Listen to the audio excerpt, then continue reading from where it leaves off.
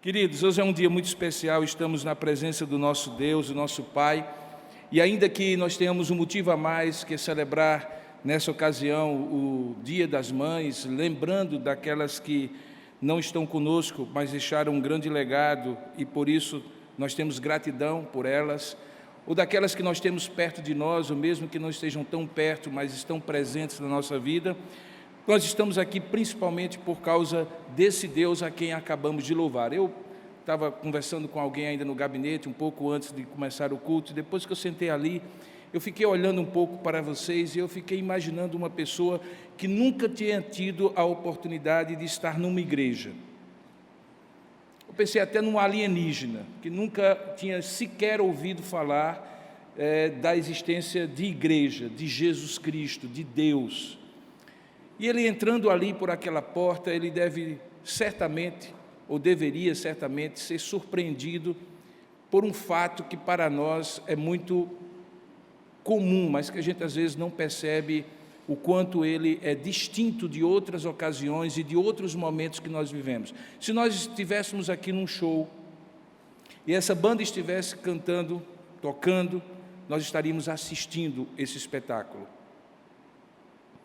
Se nós estivéssemos aqui numa apresentação, um recital, e nós estivéssemos aqui contemplando, possivelmente, dependendo da música, nós estaríamos ouvindo e pouco participando. Talvez um show de música popular, num estádio, numa arena, num teatro, num lugar onde as pessoas se sentem mais à vontade para participar, nós mesmo assim estaríamos participando no sentido de estarmos assistindo.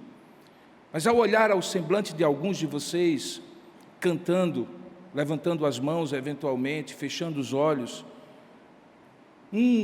alguém que passasse aqui certamente diria: tem alguém aqui a quem essas pessoas estão homenageando, tem alguém aqui a quem essas pessoas estão cantando para esta pessoa, tem um alguém aqui.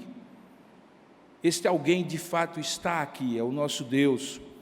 Ele se encontra todas as vezes quando 2 ou 3 estão reunidos em seu nome e se apresentam especialmente no dia que Ele estabeleceu, que é o dia do Senhor, para que, começando bem uma semana, nós possamos dar a Ele o primeiro lugar. Alguns chamam isso de convocação para o ajuntamento solene do povo da aliança, que somos nós, diante do Deus da aliança.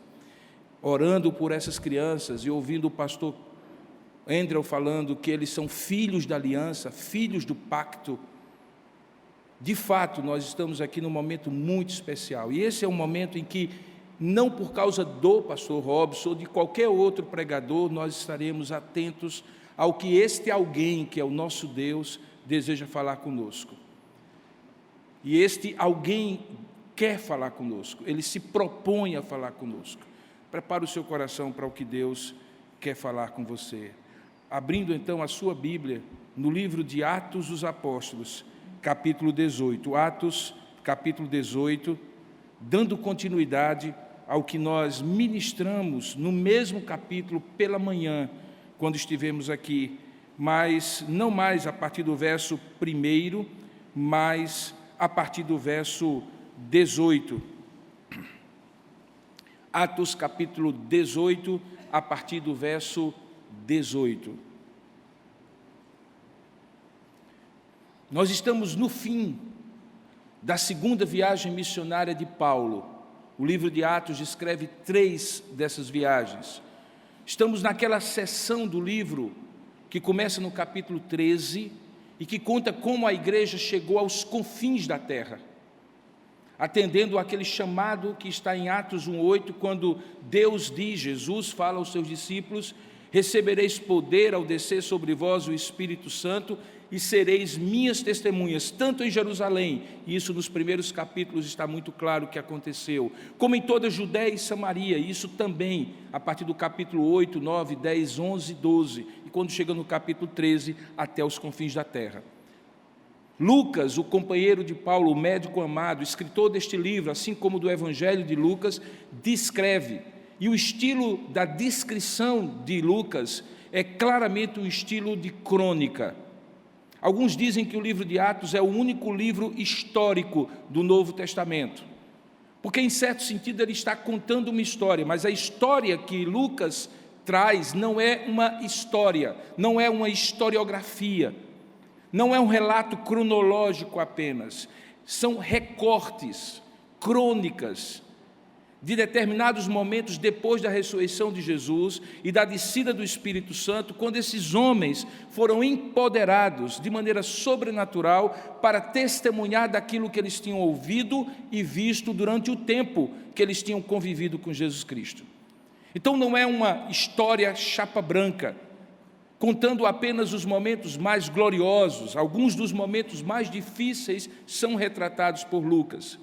E nesse final da segunda viagem missionária, viagem essa que havia começado como uma viagem de confirmação, em que o apóstolo, inquieto com aqueles crentes novos convertidos, principalmente da região da Galácia do Sul, na parte mais meridional do que hoje é a Turquia, 4 cidades haviam começado ali a ser alcançadas, a cidade de Antioquia da Pisídia, de Listra, Icônio e Derbe. Ele deseja passar de volta por aquelas cidades para confirmar a fé daqueles irmãos, e ele o faz, dessa vez não acompanhado por Barnabé, o seu companheiro da primeira viagem, mas por um homem chamado Silas.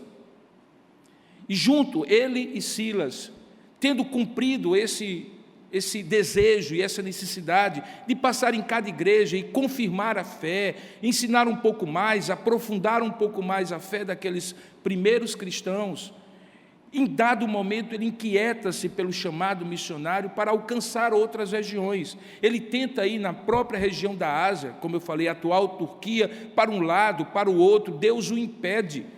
Nós vemos Deus, ou sendo registrado, que o Espírito Santo impediu o apóstolo Paulo de ir, impediu de ir para um lado, impediu de ir para o outro, até que na cidade de Troade, ele recebe uma visão noturna em que aparece um homem vestido de roupas macedônias, dizendo: passa a Macedônia e ajuda-nos. Só que a Macedônia ficava do outro lado do mar Egeu, já no continente europeu, e aquilo que havia começado como uma viagem de confirmação, de repente se tornava agora uma nova frente missionária, a frente missionária da Europa. Em Filipos, Paulo começa a primeira igreja cristã na Europa, muitos séculos antes do que hoje normalmente nós imaginamos ter sido o início do cristianismo na Europa. Ali na casa de uma mulher, Lídia, vendedora de púrpura, começa a igreja de Filipos. 2 novas conversões acontecem, que são descritas no capítulo 16 de Atos, e que registram o impacto do evangelho chegando naquela sociedade. Um carcereiro convertido e uma jovem adivinhadora também convertida. E daqueles 3 improváveis primeiros membros fundadores da igreja em Filipos, uma obra maravilhosa se abre, e então toda a Europa se abre como para o evangelho, e sempre naquela região inicial da antiga Grécia, que era dividida em regiões. Hoje não é a Grécia atual, algumas regiões hoje são países autônomos, como a Macedônia. Na Macedônia, Paulo tem ali a experiência desse início na cidade de Filipos, mas logo depois ele vai para Tessalônica, de Tessalônica para Atenas, e no capítulo 18 de Atos ele está saindo da capital da filosofia grega, reencontrando-se com Silas e Timóteo, um jovem que ele havia, nesta viagem, recrutado para fazer parte da equipe pastoral, e agora eles estão na importante cidade de Corinto. Como eu disse pela manhã, Corinto era uma cidade na época de provavelmente 200.000 pessoas. Só que não era tanta a quantidade de pessoas, embora esse número seja significativo para aquela época, mas a localização geográfica, onde ela estava ali no istmo de Peloponeso, separando 2 mares, através de um canal que existe ainda hoje, o canal de Corinto. De modo que todas as pessoas, e todas as caravanas, e todos os barcos que iam de um lado do outro, passavam no porto de Corinto. Ali havia uma possibilidade de, estrategicamente, a mensagem do Evangelho ser levada de um lado para o outro, pelos marinheiros, mercadores, de um lado e do outro. Por isso Corinto é tão importante no Novo Testamento, tão importante que recebe 2 epístolas que Paulo escreve e que estão registradas no Novo Testamento, as cartas de Paulo aos Coríntios. Nesse contexto, quando ele chega em Corinto, Ele está numa situação completamente distinta, e nós vimos isso hoje pela manhã. Pela primeira vez, fica claro no livro de Atos, que Paulo precisou trabalhar para continuar a sua missão. Até então, ele era mantido por ofertas de igrejas para que ele se dedicasse de maneira integral. Mas agora, Paulo estava sozinho em Corinto e encontrou ali um casal de judeus convertidos ao cristianismo, fugidos da capital do Império Roma, porque no ano 49 a.C., Cláudio, o imperador, havia decretado que todos os judeus e cristãos deveriam fugir, deveriam ser expulsos de Roma. Áquila e Priscila é o nome desse casal. Eles se encontram ali em Corinto. Paulo se junta a eles, de favor passa a morar com eles e com eles dividir um ofício que ele já conhecia, mas que até então a Bíblia não registrava que ele tinha precisado praticar para se manter. Ele era capaz de fazer pequenas tendas de couros de animais, assim como Áquila e Priscila, que permitia que ele dali tirasse o sustento e continuasse a pregar o Evangelho. Aquelas tendas, digamos assim, eram fundamentais numa época em que não havia tanta quantidade de hotéis, pousadas, estalagens, e as pessoas tinham que dormir muitas vezes na estrada e precisavam de um abrigo mínimo contra a chuva, contra animais, contra perigos. Portanto, era um meio de vida que permitia que aquele pastor pudesse usar isso aí como fundamento para que ele continuasse pregando. Ele faz isso aos sábados.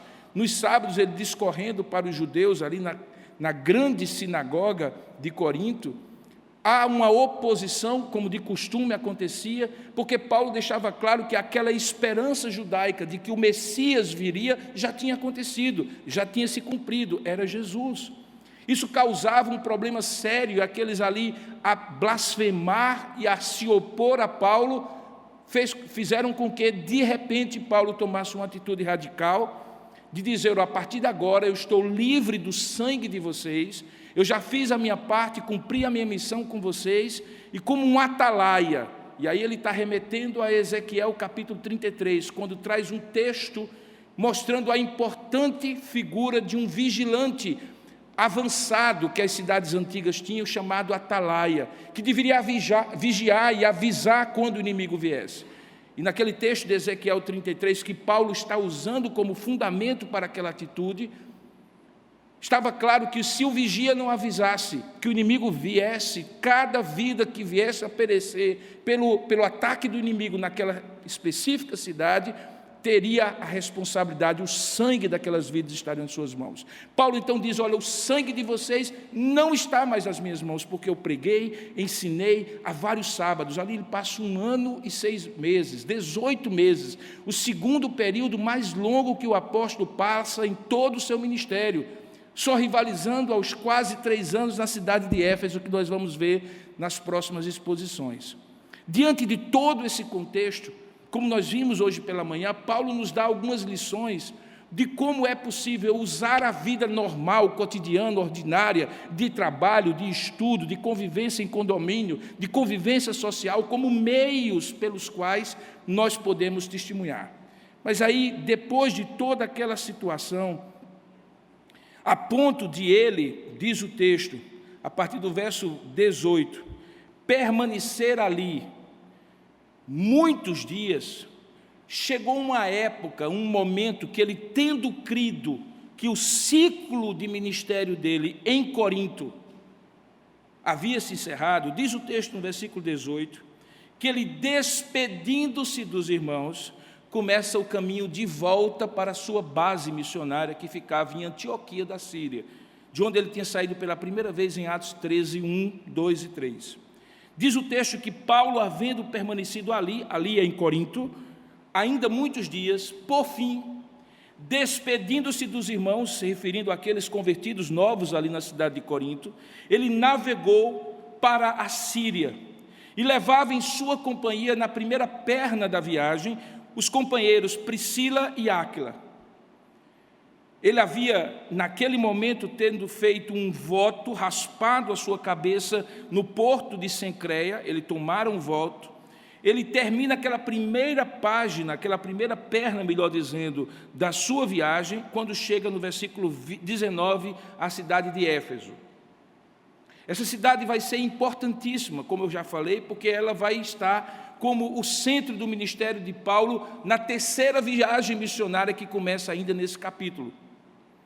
Éfeso é uma daquelas 7 cidades que recebem as suas 7 cartas do livro do Apocalipse. Está na Ásia Menor, portanto, Paulo está voltando da Grécia, passando pela Ásia Menor, ou pelo mar ali, próximo à Ásia Menor, a porta em Cencreia, e dali ele vai voltar, enfim, para a região da Síria. Diz o texto, então, que chegados a Éfeso, deixou-os, referindo-se a Áquila e Priscila, ali. E como não podia deixar de ser para um homem que vivia em missão, ele entra na sinagoga, veja aí o verso 19, e prega aos judeus. Aonde? Na sinagoga de Cencreia, de Éfeso. O impacto da pregação de Paulo faz com que no verso 20, diz o texto, eles roguem que Paulo permaneça ali por mais algum tempo. O que poderia mover o coração do apóstolo a consentir, mas ele não acedeu, porque ele tinha uma consciência de que o ciclo dele naquela segunda viagem estava prestes a acabar. Mas então ele diz, despedindo-se no verso 21, se Deus quiser, voltarei para vós outros, e embarcando partiu de Éfeso. Esse se Deus quiser pode ser compreendido tanto como um desejo do apóstolo, como uma promessa do apóstolo, e de fato ele cumpre. Na terceira viagem missionária ele faz de Éfeso a seu ponto de encontro. O texto continua dizendo que, chegando então a Cesareia, tendo cruzado o mar Mediterrâneo na sua porção mais oriental, e já naquela região onde ele bem conhecia, essa Cesareia é a Cesareia marítima, onde depois, muitos anos depois, Paulo ficaria preso no seu caminho para a última prisão em Roma. Uma cidade muito interessante, tem um aqueduto belíssimo. Se um dia você for a Israel, no pacote que você eventualmente comprar, não deixe de incluir Cesareia Marítima. Essa é diferente de Cesareia de Filipe, onde Pedro confessou que Jesus Cristo era o Messias. Quando ele chega a Cesareia, ele desembarca e dali, por terra, ele sobe a Jerusalém e, tendo saudado a igreja, como que num relatório, dizendo o que tinha acontecido e trazendo uma palavra de saudação para a igreja mãe em Jerusalém, ele depois desce para Antioquia. E agora já na Síria, de onde ele tinha partido na sua primeira viagem, diz o texto, que havendo passado ali algum tempo, ele começa a partir do versículo 23, novamente uma terceira viagem. Mas sobre isso nós não falaremos hoje. Eu gostaria de aproveitar, portanto, esses poucos versículos que estão do versículo 18 ao versículo 22, que eu acabei de ler, descrevendo um pouco, para tirar algumas lições que eu chamaria de idas e vindas na vida de um cristão. E que talvez, mesmo você não sendo missionário, não sendo o apóstolo Paulo, poderá se identificar e, quem sabe, Deus aplicar ao seu coração algumas lições. Tendo lido esse texto, eu convido você para que, ao expor a palavra, porque eu só comecei, a chuva ainda não parou, eu gostaria de convidá-lo a orar comigo. Vamos orar juntos? Ó Deus amado e querido Pai, na medida em que lemos a Tua palavra e pedimos a Tua bênção sobre a reflexão que iremos fazer sobre ela, nós nos aproximamos do Teu texto sagrado com toda a reverência, sabendo que é possível que a mente humana, o intelecto, a razão humana, possa muito bem interpretar o texto, mas jamais, Senhor, nossa mente humana ilimitada será capaz de compreender a lição, as lições, o sentido mais profundo e espiritual, a aplicação da Tua palavra para cada um de nós, porque certamente o Senhor não nos ajuntou aqui por acaso. Embora nós tenhamos tomado a decisão de estar aqui, o Senhor moveu circunstâncias, moveu a nossa vontade, o nosso desejo, e não estamos aqui por acaso. Fala, portanto, porque reunidos aqui como estamos, louvando e adorando o Teu nome, não faria sentido voltar para casa sem ouvir a Tua voz. Fala conosco, Senhor, tira toda a distração da nossa mente, atrai a nossa mente exclusivamente para o que será ministrado. Fala conosco e aplica a Tua palavra com graça, poder e misericórdia, segundo a necessidade de cada um de nós que está aqui e também daqueles que estão nesse momento participando à distância, remotamente, pela internet, seja agora, no tempo em que essa ministração é feita, seja posteriormente, quando ela ficar à disposição de muitos durante muito tempo. Fala conosco, Senhor, e nós te daremos ao fim desta ministração toda a honra, glória e louvor, porque é assim que nós te oramos e te agradecemos em nome de Jesus. Eu fiz referência ao fato de que alguns interpretam o livro de Atos dos Apóstolos como um livro histórico, e não necessariamente da história do tipo que nós conhecemos, porque talvez por uma questão de preferência, um dos estilos literários que mais me encantam é o chamado cronismo, ou as crônicas, algumas delas inclusive crônicas históricas. O Brasil talvez seja um dos países, e a língua portuguesa seja uma das línguas, em que a crônica mais floresceu. Nós temos excelentes cronistas, a começar do grande Machado de Assis, passando por Clarice Lispector, Cecília Meireles, Rubem Braga e tantos outros que nós temos uma lista imensa aqui. O que é um cronista? É um observador do cotidiano. O que é um cronista? É um registrador de fatos, mas não de fatos postos em forma de tese. Ele não é um doutrinador, ele não se propõe a provar uma tese. Ele não se propõe a provar um ponto.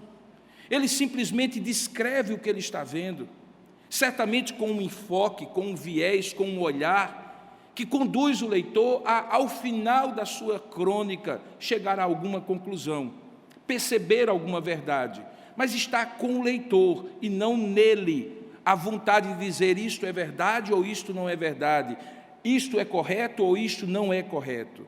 O cronista é um descritor.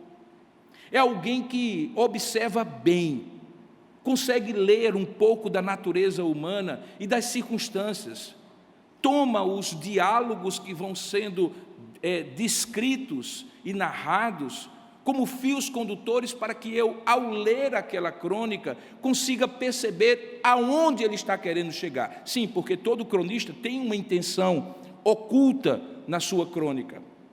No tempo em que nós tínhamos jornais impressos à disposição, uma das leituras que eu particularmente gostava de fazer antes daquelas notícias que eram manchetes, eram as chamadas crônicas dos jornais, hoje substituídas pelos blogs. Em certo sentido, os blogs são as crônicas modernas desse mundo digital. Alguns são cronistas blogueiros, de sentido em que eles descrevem fatos e deixam que as pessoas cheguem às suas conclusões. Outros são cronistas, blogueiros, panfletários, que têm uma intenção muito clara e estabelecem uma tese, querem provar e convencer o leitor. Nós estamos diante de um texto, talvez um dos textos em que a maior parte dos pregadores não dá aquela atenção, porque não há nenhum fato, digamos assim, tão sonoro, saliente, que pudesse fazer com que eu tivesse como um texto preferido. Não há nenhuma conversão, você percebe nesse texto? Não há descrição de ninguém importante nesse texto. Não há descrição de nenhum fato relevante que justificasse que Lucas gastasse alguns das suas tintas naquele pergaminho, naquele texto ali que ele estava escrevendo de Atos, para descrever isso aqui. Mas é preciso que você veja esta parte desse capítulo 18 como o grande fechamento daquilo que Lucas está descrevendo em todo o livro, e particularmente nessa segunda viagem missionária que ele está descrevendo do apóstolo Paulo, acompanhado de Silas e de Timóteo, e algumas vezes ele mesmo, Lucas, presenciando os fatos. É justamente nessa maneira e dessa forma que eu gostaria de chamar a sua atenção para aquilo que eu estou chamando de idas e vindas.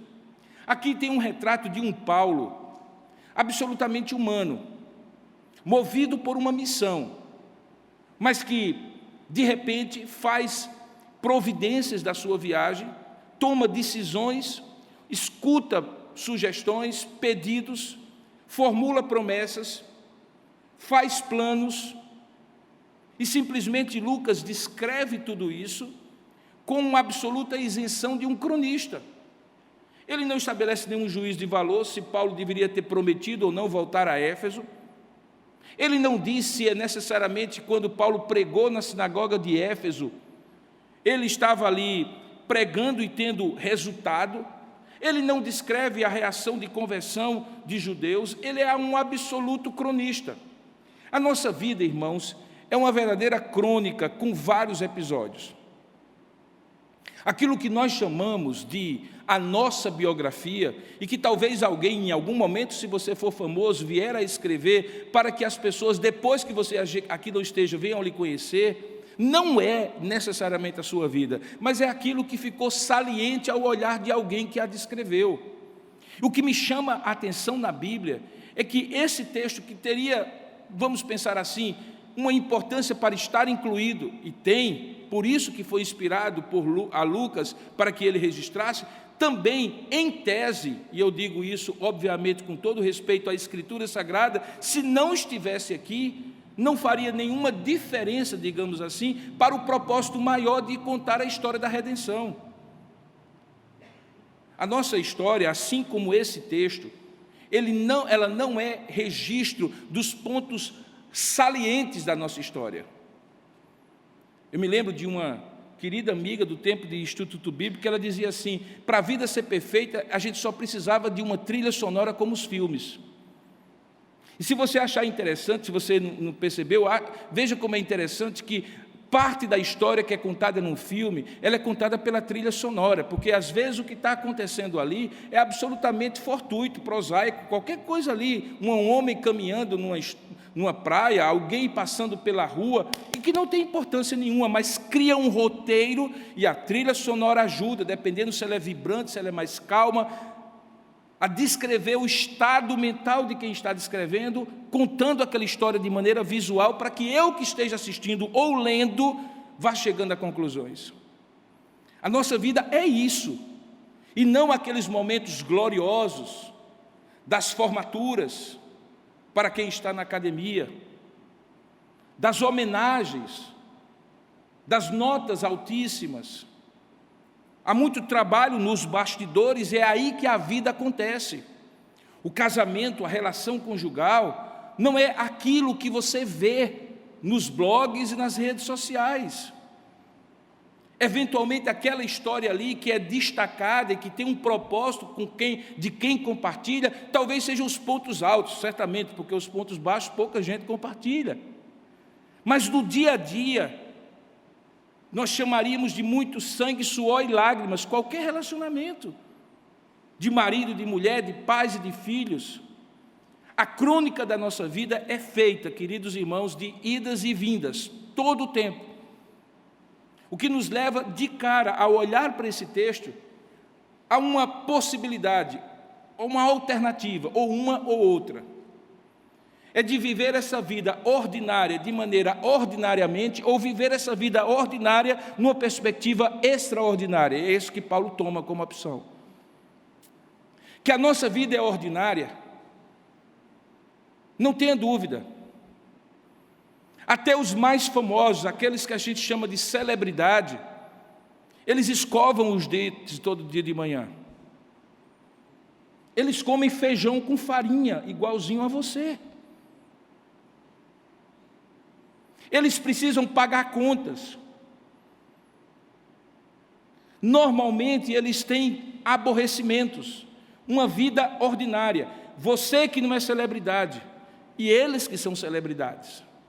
A grande questão não é se você torna a sua vida um espetáculo 24 horas monitorado por milhões de pessoas e manipulado por milhões de pessoas também, por equipes inteiras que tentam lhe dar um enfoque sobre a vida de uma pessoa que é absolutamente ordinária, como se ela fosse especial e extraordinária. Não caia nessa esparrela, por favor, porque a vida dessa pessoa é ordinária. A grande questão é o que é possível tornar de extraordinário numa vida ordinária. Para Paulo, era o seu senso de missão. Se você olhar direitinho, quando Paulo está terminando a sua viagem, Possivelmente, e aí é um olhar meu para a crônica de Lucas, ele está com aquela sensação de dever cumprido e de volta para casa. Zé Almério de Almeida dizia, creio que foi ele, que ninguém se perde no caminho de volta.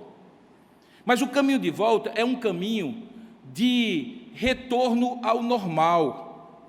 Você faz uma viagem, por mais encantadora que seja, o retorno não é cheio de expectativas.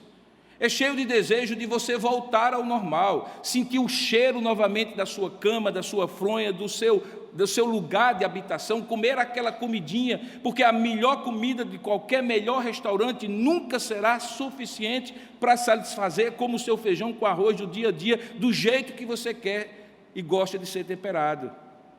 Então a sensação de voltar para casa é uma sensação de volta para o ordinário. Paulo estava com essa sensação de que havia feito o que tinha que ser feito, Deus o havia surpreendido quando tornou uma viagem que era de confirmação numa grande viagem de abertura missionária, como nós acabamos de descrever.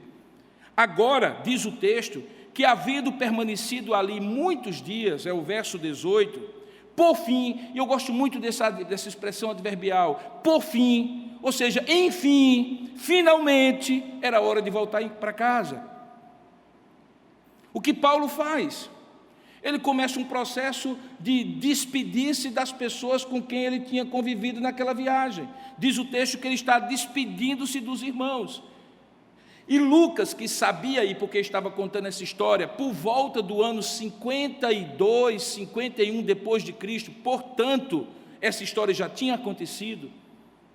Claro, ele sabia, Paulo tinha descrito possivelmente qual era a emoção dele, o sentimento dele, e Lucas tinha registrado, inspirado por Deus. Diz o texto que ele traça o destino final de Paulo, navegou para a Síria. A Síria para ele era Antioquia da Síria, onde Paulo morava, desde que ele saiu de Tarsis, trazido por Barnabé para começar a obra missionária até os gentios, quando começou ali em Atos capítulo 13. Ele estava voltando para casa, enfim. A vontade dele era navegar direto para a Síria. Ele havia conhecido Priscila e Áquila, e então começa idas e vindas da viagem. Uma viagem que não vai ter um ponto A e um ponto B direto, mas vai ter parada. E a parada que Paulo havia decidido que teria era justamente a parada em Éfeso. Ele toma Áquila e Priscila, que a essa altura já eram cristãos, tinham vindo de Roma, como eu mencionei, não eram filhos da fé de Paulo, mas que tinham mostrado, como nós vamos ver no capítulo final desse 18, capítulo 19, uma maturidade espiritual muito grande, a ponto deles serem os verdadeiros plantadores da igreja em Éfeso. Não é Paulo o pai daquela igreja. Nesta viagem final de volta ao ordinário, Paulo tem o insight, certamente conduzido por Deus, de tomar Áquila e Priscila consigo, dar uma parada estratégica, possivelmente no porto de Mileto, que era o porto de Éfeso, e deixar aquele casal ali para começar a obra. Quando eu falo de idas e vindas, é porque talvez para Paulo a vontade dele era direto para a Síria, para Antioquia. Mas quando Deus move a nossa vida em função da missão que Ele tem, preste bem atenção, só há duas maneiras de você viver a vida, meu querido. É tocando na base de 24 horas a cada dia, sem planejamento, sem propósito, sem sentido, pensando nas suas coisas e nos seus projetos de imediata consecução, de imediata concretização, ou você olhar para o todo, e mesmo que você não viva tudo o que você planejou, ter um senso de missão e dizer assim: eu desejo chegar na Síria. Paulo tinha. Talvez o texto mais belo que sai da sua boca é Atos capítulo 20, verso 24, depois disso, quando ele diz: em nada tenho a minha vida preciosa para mim mesmo, contanto que eu cumpra a carreira que me foi proposta e o ministério que me foi dado, de pregar o Evangelho. Veja, Paulo entendia como uma carreira, com começo, meio e fim. Cumpra um ministério, uma missão. É terrível viver sem sentido. E pior ainda é ter um sentido autocentrado, egoísta, em que a minha vida é o centro da minha história. A minha vida não é o centro da minha história. A minha vida parte do ponto da minha existência, mas ela não se esgota na minha existência. Talvez uma das coisas mais patológicas dos tempos atuais é que, por conta da celebrização movida pelas redes sociais em muitos aspectos, nós achamos que o universo circula ao nosso redor, que a nossa vida é a mais interessante, que as pessoas estão interessadas naquele prato que eu estou tirando foto e colocando no Instagram, que eu serei mais amado, mais querido, mais reconhecido se a minha vida for tão interessante que as pessoas a invejem, desejem ser como eu sou. Paulo não tinha isso, irmãos. Paulo era um sacrifício vivo, santo e agradável a Deus em base contínua. Ele entendia que ele tinha sido resgatado com um propósito. E esse propósito era viver em função da missão, não era nem em função das pessoas.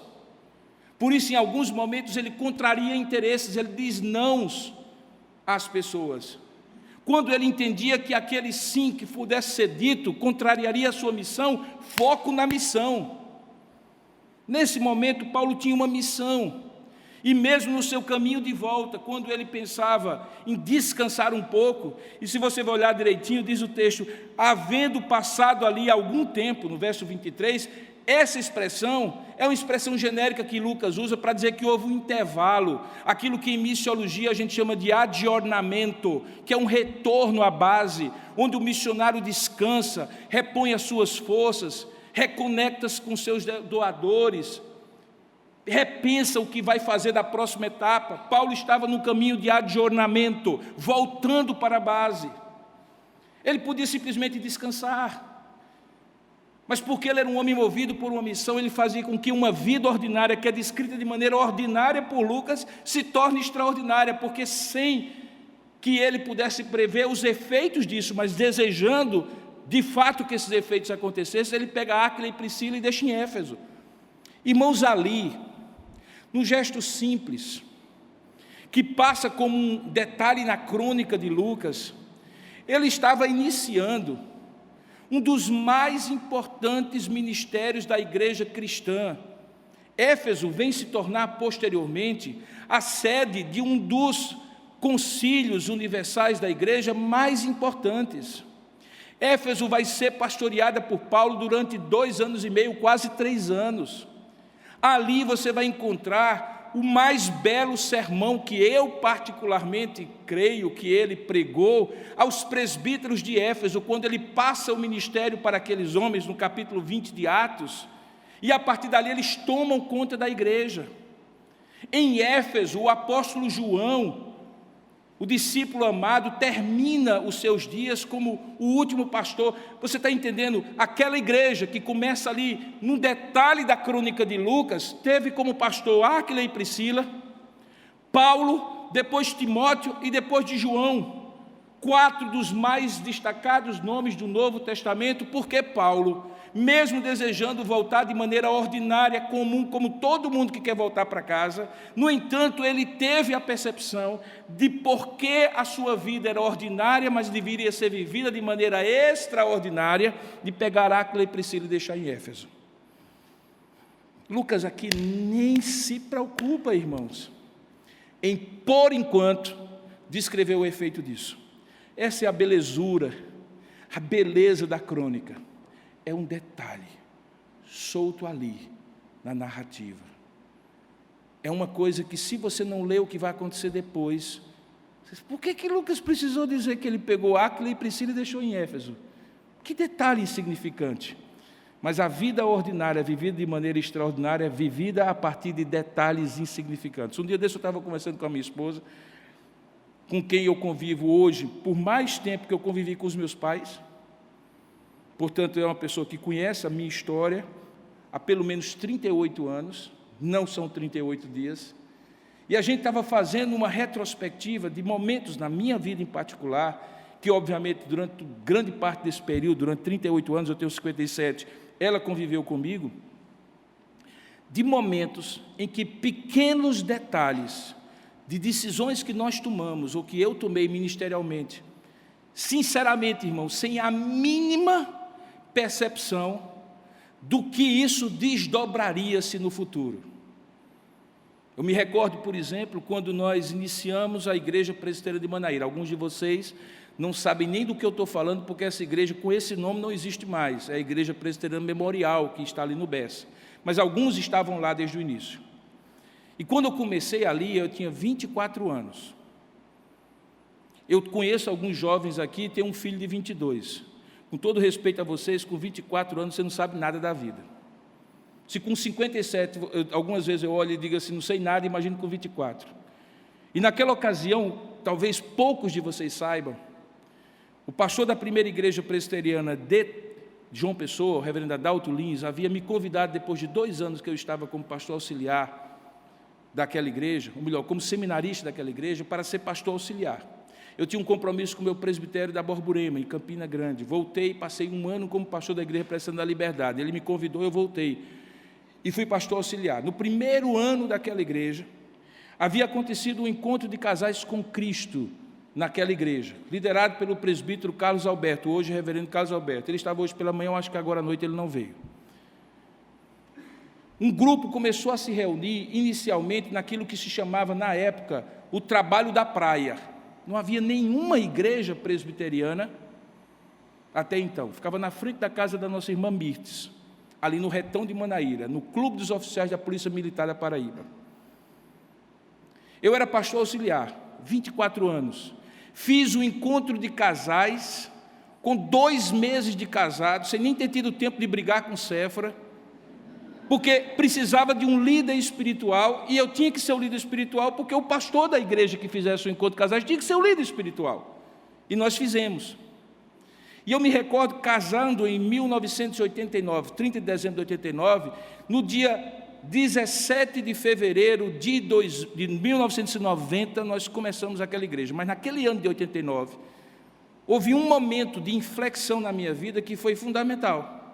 Não apenas porque me permitiu participar do processo de plantação daquela igreja, mas por conta de uma modificação que houve na minha mentalidade do que era pastorado. Veja, você tem 24 anos, o pastor da primeira igreja presbiteriana, a igreja mãe de todo o presbiterianismo, chega para você e diz assim: eu quero fazer você meu sucessor, você vai ser o pastor dessa igreja. Essa história pouca gente conhece. Você vai me substituir. Eu estou saindo, vou tomar conta do trabalho da praia, que era esse trabalho.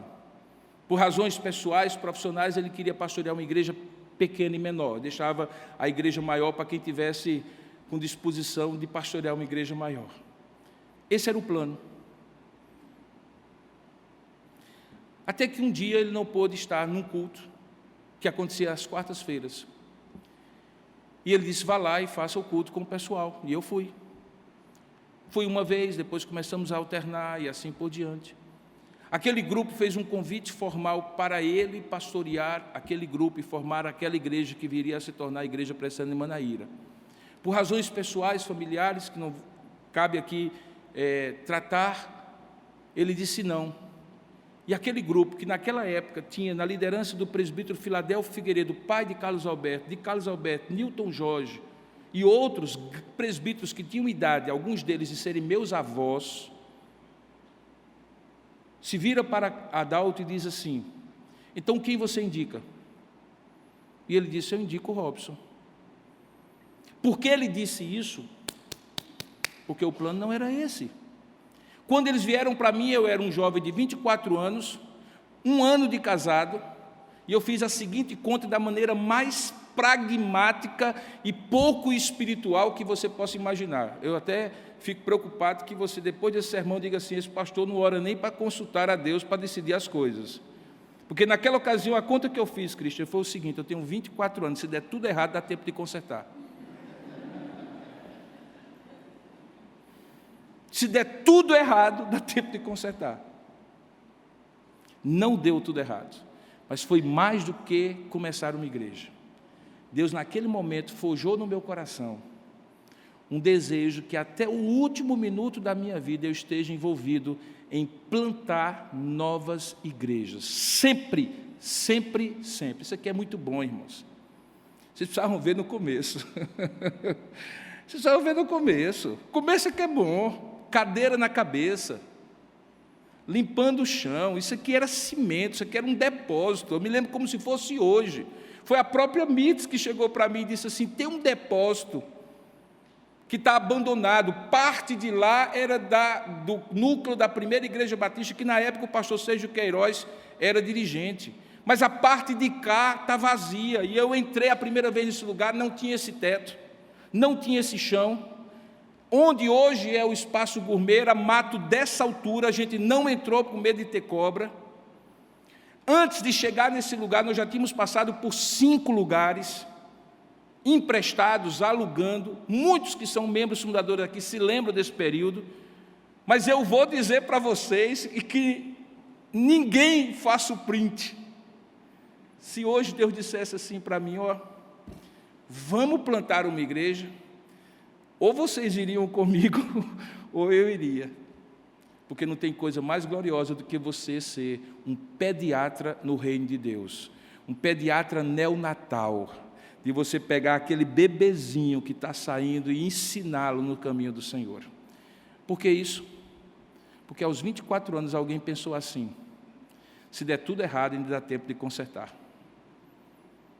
Paulo disse assim, e aí é o cronista Robson: eu vou aproveitar que estou indo e que tem uma parada em Éfeso e vou pegar Áquila e Priscila e deixar lá para começar o trabalho.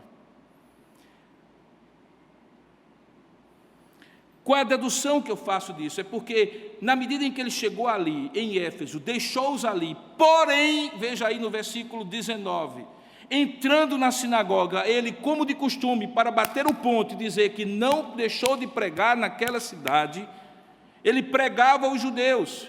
E, obviamente, que eles queriam Paulo, eles não queriam Áquila e Priscila. Paulo era Paulo, gente. O que é que acontece no verso 21? Rogando-lhes eles que permanecesse ali mais algum tempo. Ou seja, eles queriam que Paulo começasse ali, mas o propósito era ir para a Síria. Deixar Áquila e Priscila, pregar alguns dias na sinagoga, tudo bem. Por isso o texto diz: não acedeu. Mas veja o verso seguinte. Porque Paulo era um homem de uma vida ordinária, vivida numa perspectiva extraordinária, movida, mobilizada, direcionada pelo seu senso de missão. Ele não fechou as portas. Não feche as portas.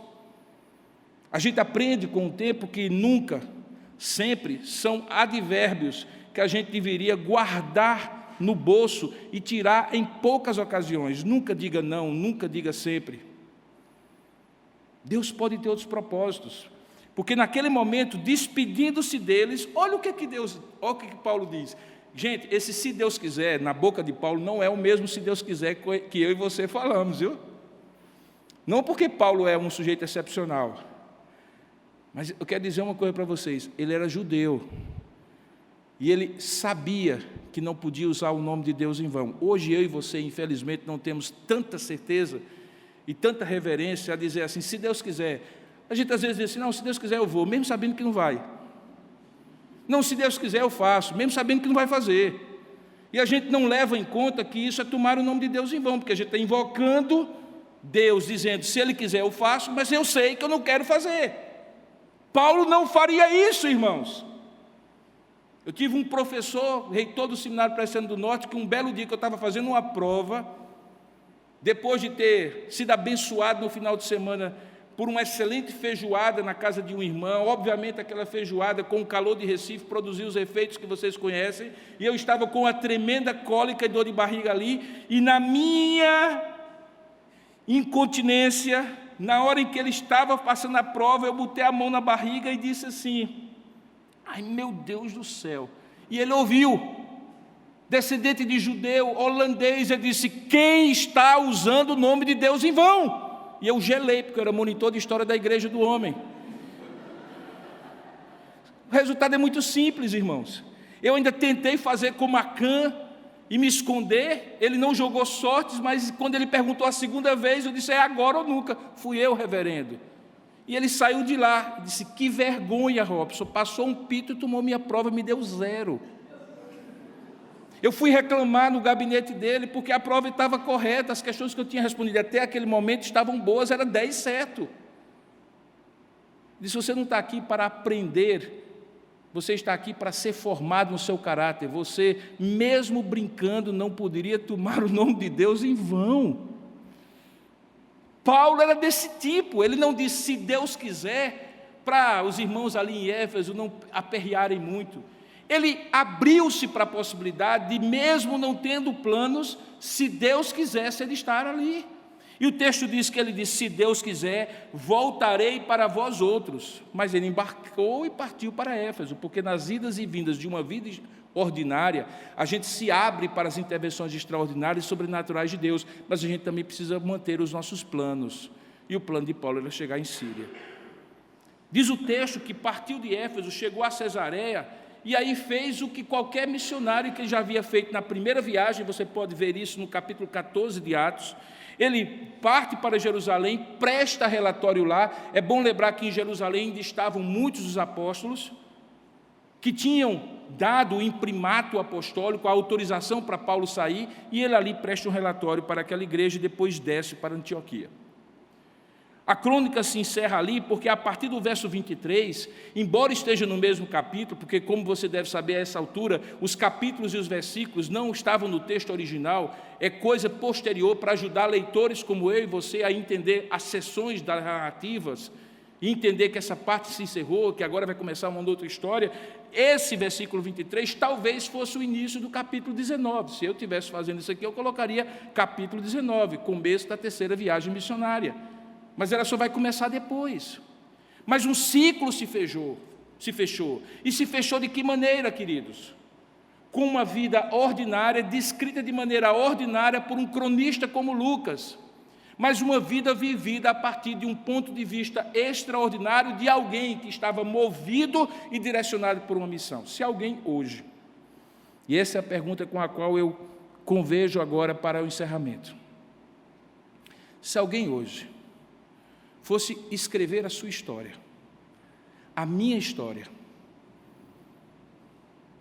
você não estivesse pagando pelo livro e, portanto, você não estivesse com o poder de direcionar aquele que seria o seu biógrafo, dizendo, não, essa parte aqui tira, essa parte aqui coloca, fala isso aqui que vai ficar mais bonito na fita, mas a pessoa tivesse absoluta liberdade de escrever a sua vida ordinária, como você tem uma vida ordinária, como eu tenho uma vida ordinária.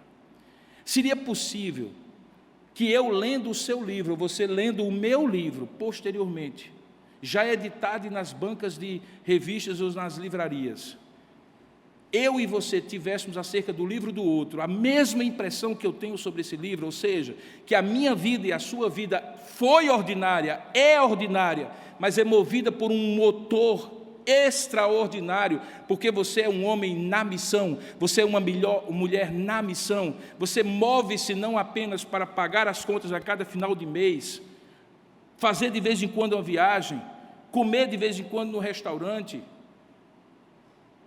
escrever algumas coisas na rede social, mas, e no entanto, e apesar disso, e além disso, nada mais, porque você vai passar pela vida, e a marca que você vai deixar é de uma pessoa apenas ordinária, porque ordinárias nossas vidas são, irmãos, mas o que as torna ordinárias é o fato de que nós entendamos que elas não são movidas de maneira ordinária.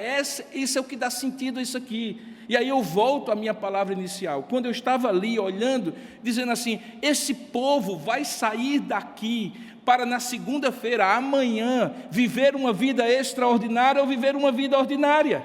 O sujeito que estivesse ali assistindo diria assim, se eu estou vendo esse povo cantar a este alguém invisível, homenageá-lo com louvores, como esse povo está homenageando, falar com ele com os olhos fechados, porque obviamente ele é invisível,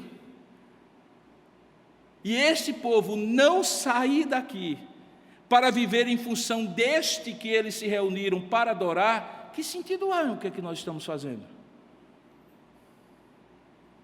Nós não estamos aqui para escutar uma palestra, gente. Uma palestra você paga 150, 200 reais, ele vai dizer para você uma série de coisas, algumas delas prestam, outras coisas não prestam, e acabou. Se você faz, se você quiser, faz se você não quiser. Você se utiliza daquilo como um bom conselho no máximo. Mas veja o que nós estamos fazendo a cada domingo aqui. Nós chegamos, adoramos a este alguém invisível que nós chamamos de Senhor e Deus, o autor da nossa fé, aquele que nos convidou para a sua adoração, que nos dá a vida, no qual respiramos, vivemos e agimos, sem o qual, como nós aprendemos nessa pandemia de maneira dolorosa, a nossa vida não vale nada. E de repente nós vamos sair na segunda-feira para viver vidas ordinárias. Sua vida não terá trilha sonora amanhã, deixa eu lhe dizer. Amanhã ela será vivida sem trilha sonora. Não é um filme. Você não é uma celebridade. Não se engane. As pessoas não estarão interessadas no que você come no restaurante. E algumas que dizem assim para você, linda, lindos, necessariamente não é verdade. Não se abestalhe com isso.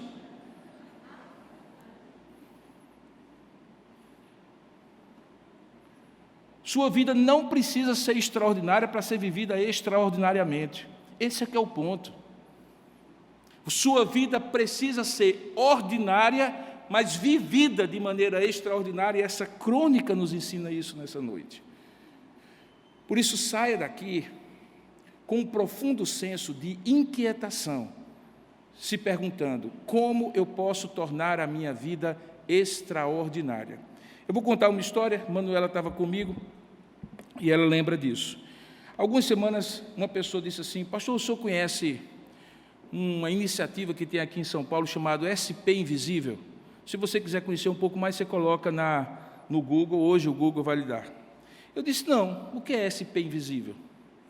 Disse, não, é um grupo de jovens que, há alguns anos atrás, resolveu registrar em fotos e em vídeos pessoas que, dentro daquilo que nós chamamos de invisibilidade social, são não notadas.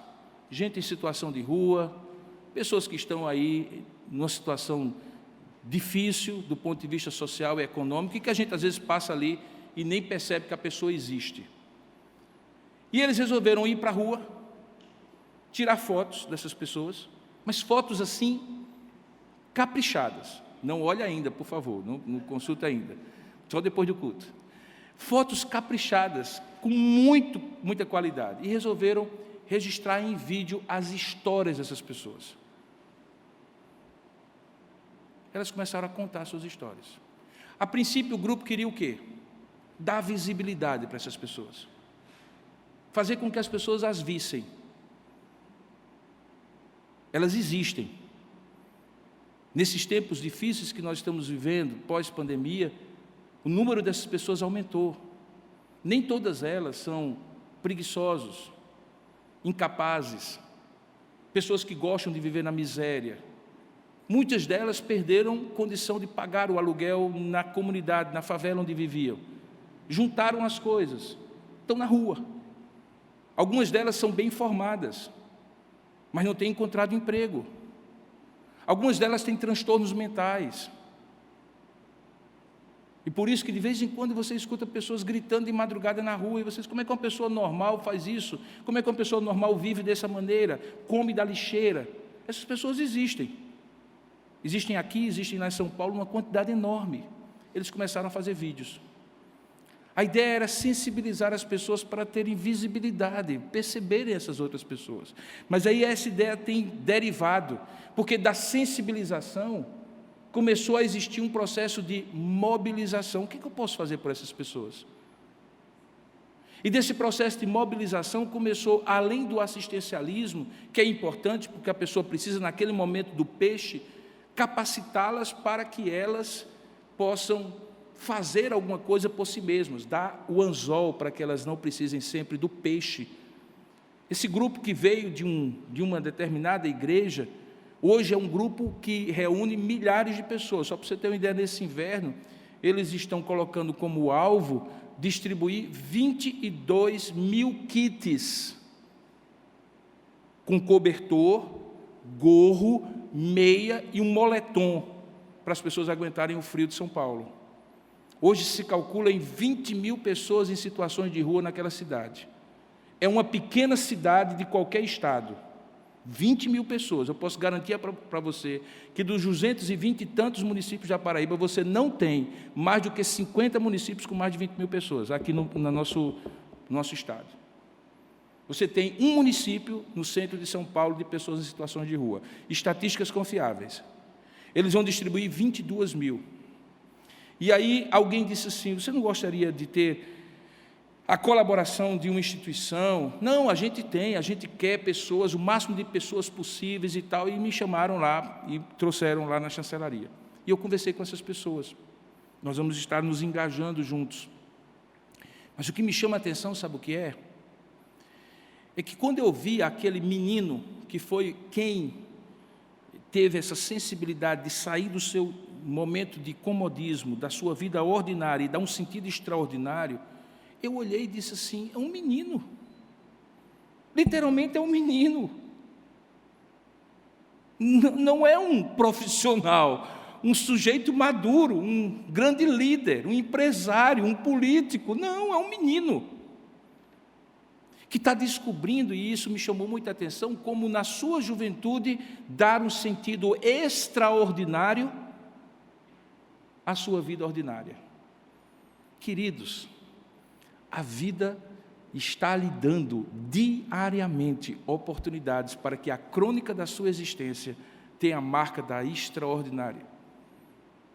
Na medida em que você se dispõe a viver sua vida ordinária sem necessidade de celebrização. A celebrização é a caricatura do extraordinário de Deus na sua vida. O que deve ser célebre na sua vida é o Deus a quem você conhece, serve e ama. E quando você o convida para tornar a sua vida ordinária em algo extraordinário, Ele faz coisas extraordinárias na sua vida. O apóstolo Paulo é a prova disso. Meu desejo sincero ao final dessa mensagem é que você saia daqui inquietado para viver uma vida extraordinária. Não precisa de muita coisa não, viu, queridos? Não precisa de muita coisa não. Extraordinário não é grandioso. Extraordinário é o que sai do normal, que todo mundo faz, que todo mundo age. É quando eu e você dizemos assim, e se eu fizer algo? E se não passar despercebido?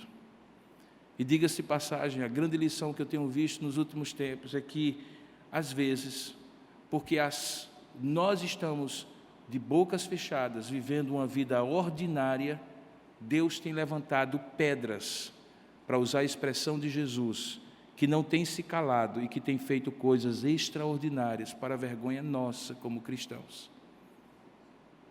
Que Deus lhe inquiete e lhe mova para além do ordinário da sua vida, porque nessa crônica de idas e vindas, o que vai ficar marcado, quando você aqui não estiver, é o extraordinário do que Deus fez na sua vida. Amém? Vamos pedir isso a Deus? Curva a sua cabeça por um instante, feche os seus olhos e faça uma oração simples. Senhor, eu não sei, nem consigo prever, eu não tenho nem como planejar, mas por amor e misericórdia ao Teu nome, me dá essa oportunidade de experimentar, de vivenciar esse extraordinário, seja ele o que for que o Senhor tenha para mim. Faça isso. É agora você e Deus. Pai amado, Tu és o extraordinário na nossa vida.